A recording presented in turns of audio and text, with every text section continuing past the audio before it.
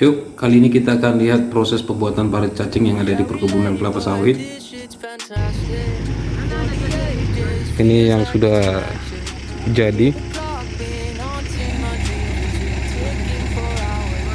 Oke, parit cacing ini berguna untuk mengurangi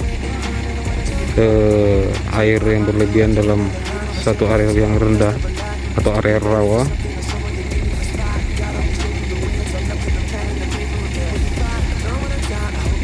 Jadi saat musim hujan, air yang banjir bisa cepat terserap ataupun mengalir melalui parit ini.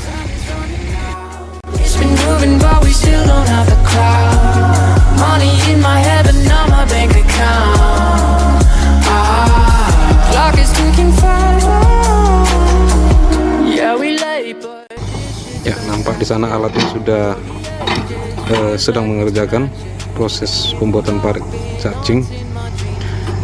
Kenapa dikatakan parit cacing? Karena ukurannya sangat kecil, lebarnya kurang lebih sekitar 1 meter,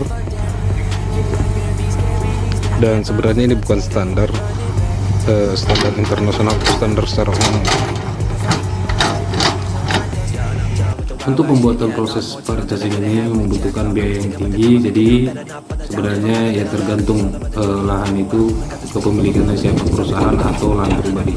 Kalau menurut saya lahan pribadi ya sangat sulit untuk membuat parit seperti ini karena membutuhkan proses yang tinggi, kecuali kita mempunyai modal yang banyak.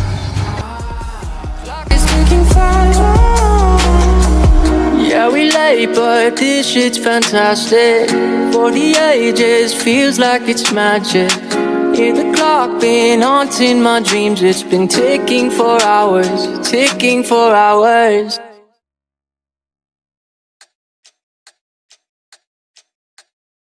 Yeah, we late, but this shit's fantastic.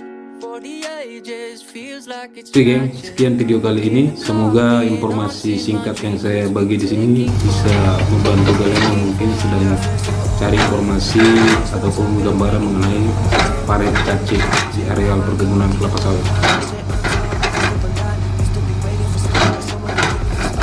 Semoga membantu.